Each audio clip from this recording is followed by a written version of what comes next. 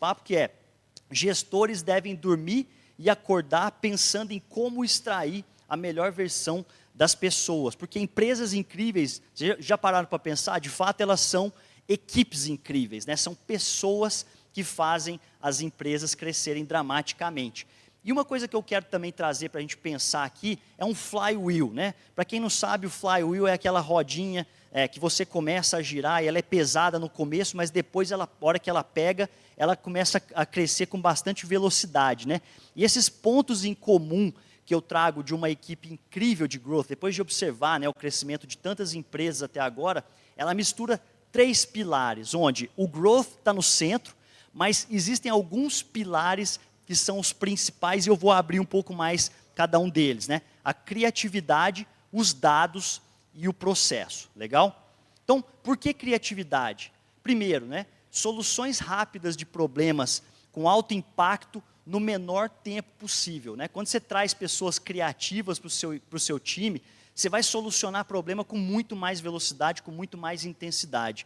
E aí alguns dos exemplos, né? Olha, poxa, meu custo por lead está aumentando, o que eu faço? Poxa, meu faturamento de determinada categoria de produtos está caindo. Ah, meus canais de aquisição estão saturando. E aí, se você não tem uma equipe criativa para se mover, né, nada disso vai acontecer numa velocidade que você precisa. B, né, criatividade reduz custo em um mercado cada vez mais saturado. Então, se você trabalha, por exemplo, com anúncios, você está disputando os mesmos públicos o tempo inteiro, pensa comigo, o que pode resolver, né, o seu custo por lead, ou então o custo com que você gera algum determinado impacto, né, em canais online principalmente. Quanto mais criativo você é, quanto mais criativa a sua equipe trabalha, né, melhor você tem resultados em relação aos seus indicadores. E pessoas criativas geram muito mais ideias, né? Quando a gente está falando de growth hacking, quando a gente está falando de growth, né, quanto mais criativas as pessoas são, mais ideias elas vão gerar e mais você acelera, né, o seu ritmo de crescimento e de inovação, né? Isso é muito interessante da gente pensar. Eu trago aqui esse print, inclusive, que é da própria equipe da Growth Hackers, né? É o volume de experimentos por ano de alguma das maiores empresas aí. Olha só, né? Intuit, P&G, Google, Amazon, Netflix, Facebook, né? O Facebook é um outlier aí com mais de 100 mil experimentos por ano, mas todas essas empresas têm um framework de experimentação muito rápido, e é isso que eu quero trazer para você pensar, né? Por que eu tenho que ter pessoas criativas do meu lado? Porque essas pessoas criativas vão resolver os problemas com muito mais intensidade e muito mais velocidade. E aí, sobre criatividade, é importante você sempre recrutar essas pessoas criativas, mas você também tem que estimular diariamente, né? Como é que você pode fazer isso? Poxa, capacitando, né, com cursos rápidos de alto impacto. Você pode fazer essas perguntas chaves do tipo, sempre, né, quando o gestor está ali naquela posição de, e aí, o que vocês fariam, né? O que vocês acham disso? Peça para a sua equipe trazer cada vez mais ideias. Por quê? Porque se você é aquele gestor monossilábico que só impõe aquilo que você gostaria, o ritmo de crescimento do time, não é assim que você estimula a criatividade da sua equipe. Depois disso, o segundo pilar, que são os dados. E aí eu trago essa frase aqui, que é do Netflix, né? Ao seguir uma abordagem empírica, garantimos que as mudanças de produto não são motivadas pelos colaboradores que mais têm opiniões ou a voz mais forte, e sim por dados reais, permitindo que os usuários nos orientem a criar uma experiência que eles amam, né? Isso aqui é totalmente orientado a dados para tomada de decisão, né? Os dados, eles retiram os achismos das conversas. Perguntas chaves, por exemplo, do seu dia a dia, como um gestor que quer construir aí uma equipe monstruosa de growth, né? Qual foi a taxa de conversão? Quantas vendas? Qual foi o CAC? Qual foi o custo por lead médio? Qual está sendo a taxa de qualificação dos meus leads, né? Aqui eu trago o exemplo, né, que a gente criou, um dashboard bem simples, assim, em tempo real, que a nossa equipe mesmo criou dentro do time. Por exemplo, eu vejo quantos leads diários estão entrando e a taxa de qualificação, né?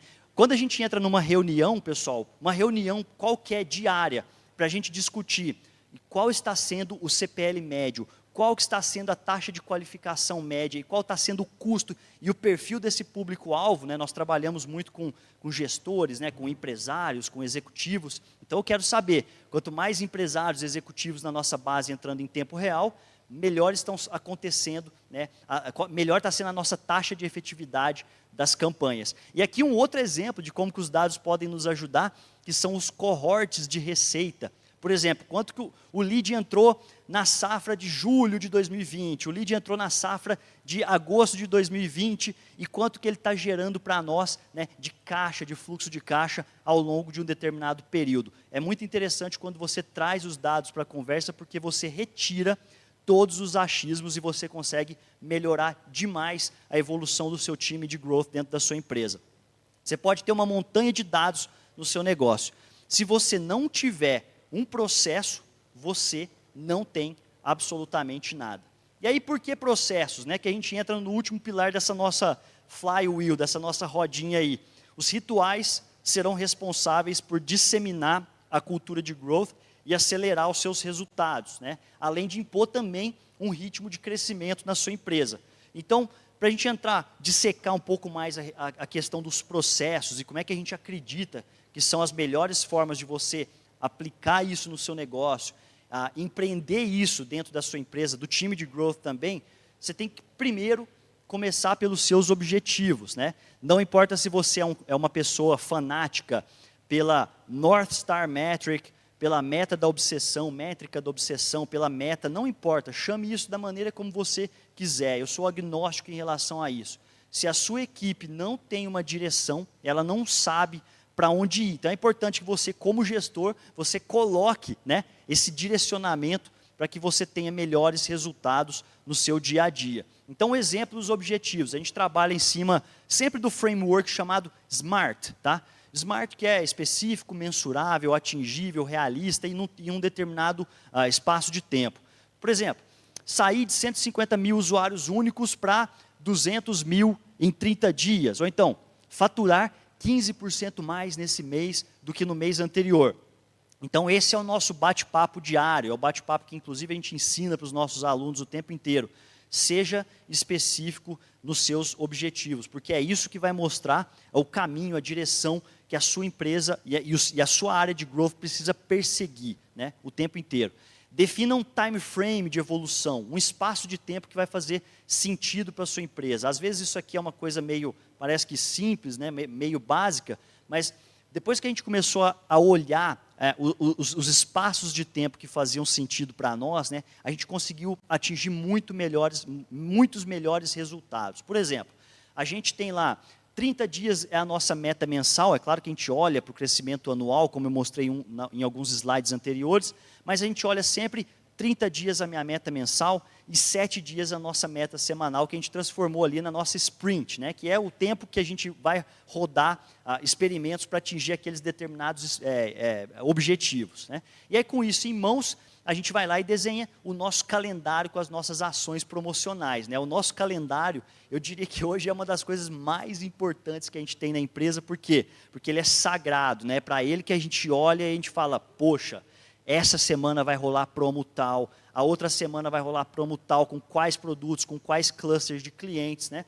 Então, com isso, o que a gente faz? A gente vai desenhando tipos de campanhas, né? Olha só, pensa que a gente tem vários tipos de campanha, e aqui eu trago um resumo, né? Eu tenho uma campanha de aquisição de clientes, geralmente para tráfego frio, né? Que são pessoas que ainda não conhecem a marca. Depois eu tenho lá campanhas de monetização, para leads novos que acabaram de entrar na nossa base ali, poxa, eu quero fazer uma primeira venda para aquele lead ali. Quando você começa a trabalhar isso de maneira distinta na sua cabeça e da cabeça da sua equipe, você vai tendo melhores resultados também. E depois você faz campanhas de rentabilização para quem, né, já é cliente, já está ali na sua base. Então, qual que seriam os meus objetivos para esses clientes? Né? Seria fazer ali a segunda, a terceira venda. E aí até, é claro que toda empresa precisa, né, da rentabilização para poder crescer, para aumentar o LTV, mas aqui está um dos principais ouros que a gente tem hoje, que é, de fato, a nossa grande base de cliente, que está ali comprando com recorrência, né, felizes, porque os programas são programas extremamente transformacionais, que vão modificando ali os resultados desses empresários também. E aí uma das perguntas que também surgem para nós, que são, Quando que eu preciso fazer reuniões, tá? Eu trago aqui um resumo de como que a gente também trabalha as nossas reuniões, ou prefere fazer reuniões, principalmente agora nesse momento onde a gente está bastante remoto, né? Ainda estamos remotos, mas, por exemplo, a daily, né? Todos os dias ali, pela manhã, a gente tem uma reunião às 10 da manhã, para quê? Poxa, o que a gente fez ontem? Como é que vai ser o dia de hoje, né? E aí, quem que faz essa reunião? Poxa, só o time de growth, né? E aí, cada equipe, né? Existem várias equipes ali na Startse hoje, todas essas equipes têm as suas dailies também, e aí a gente faz ali entre 30 minutos e 1 hora, né? Um pouco mais demorada do que as dailies da área de tecnologia, que são mais curtinhas ali, 15 minutos. As nossas são mais para discussões mesmo das pautas de campanhas, o que resultou, né, de uma ação que aconteceu ontem ou não. E aí, aonde que a gente faz isso? Poxa, no Slack, né? Ferramentas extremamente simples de gestão ali de times, que a gente tem usado bastante também. E aí, depois disso, olha que interessante, né? Esse modelo a gente trouxe também, começou a implementar e funcionou muito bem. Lembra comigo, como eu falei para vocês, a gente olha sempre para a próxima semana.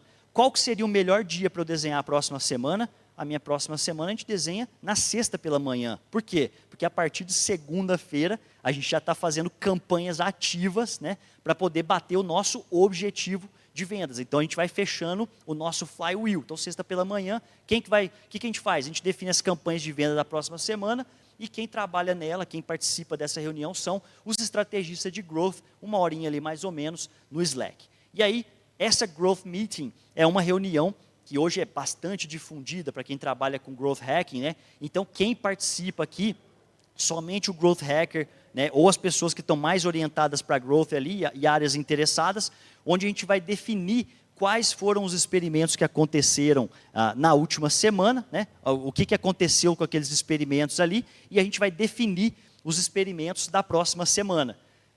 Eu já vou colocar o resumo para vocês verem num calendário como é que vão ficar essas reuniões. E agora a reunião que eu chamo, aqui está, antes disso eu só coloquei um exemplo, para quem não sabe muito bem aonde rodar os experimentos, como catalogar os seus experimentos, está aí um ótimo jeito simples de você começar, né? Você tem ali um backlog com um monte de ideias que você pode ir jogando ali o seu time inteiro, né? No Trello, né? Um parking lot que a gente chama ali, um lugar onde você vai jogando uma porrada de ideias e depois você simplesmente coloca aquilo num Kanban ali, né? Tá tipo priorizado, alguma coisa que para você começar a testar e avaliar e depois a sua base de conhecimento, né? Que você pode fazer a conclusão.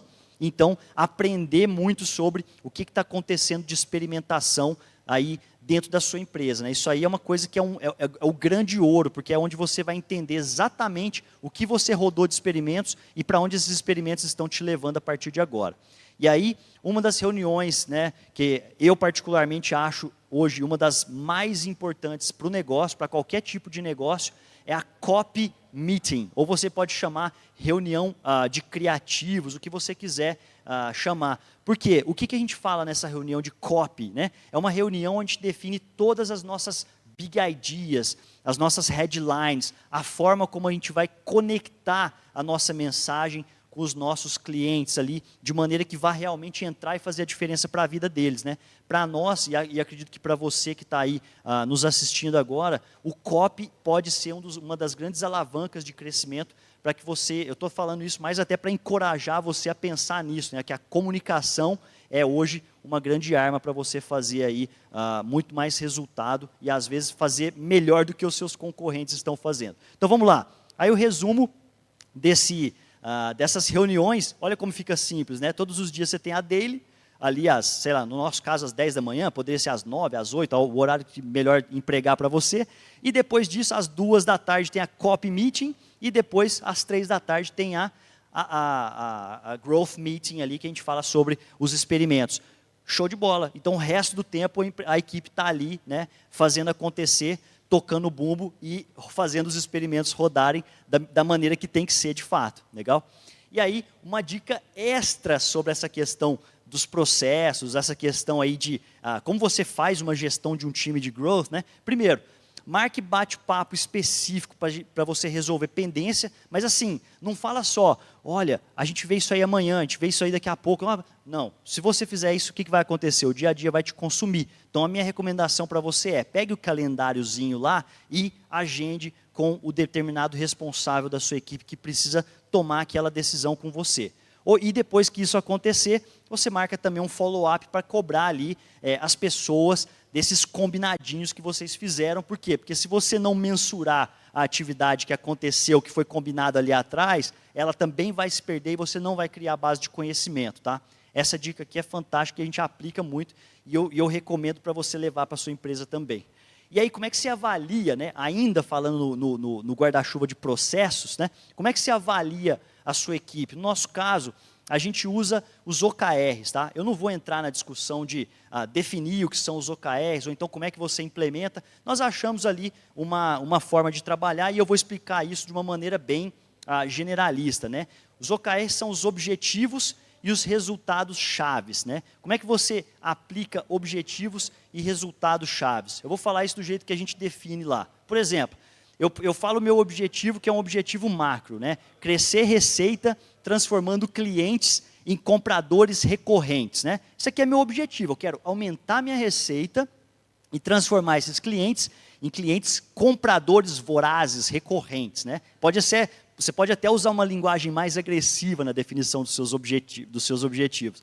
E aí depois o KR, né? O KR você vai lá e coloca alguma coisa que seja acionável. Olha, o meu custo de promoção médio tem que ficar em torno de 20%, o que seria um ROAS, né? Que é um ROI, chame isso da forma como você quiser, de 5, mais ou menos. E aí você vai lá e coloca todos os seus indicadores com números, né? Então, a gente trabalha em cima do framework ali do Net Promoter Score, né? Que é o NPS. Então, os indicadores vão, se o seu indicador está atingindo de 1 a 6, mais ou menos, na média, né? Ele está vermelho, ou seja, ele precisa ser melhorado, muito melhorado, né? O 7 e 8, teoricamente, ele é um neutro. Muitas empresas trabalham como se essa fosse a sua meta batida, né? E depois o 9 e 10 é a meta superada, que aí a sua meta fica verdinha ali, né? Então você vai fazendo uma planilhinha ali, vai fazendo o seu controle, e com esses indicadores do OKR você consegue mensurar a sua equipe, entender se a direção que você, como gestor, definiu, a sua equipe está com esses indicadores-chave, conseguindo alcançar também. Então, fica fácil, fica uma gestão bem mais fluida para vocês aí no dia a dia.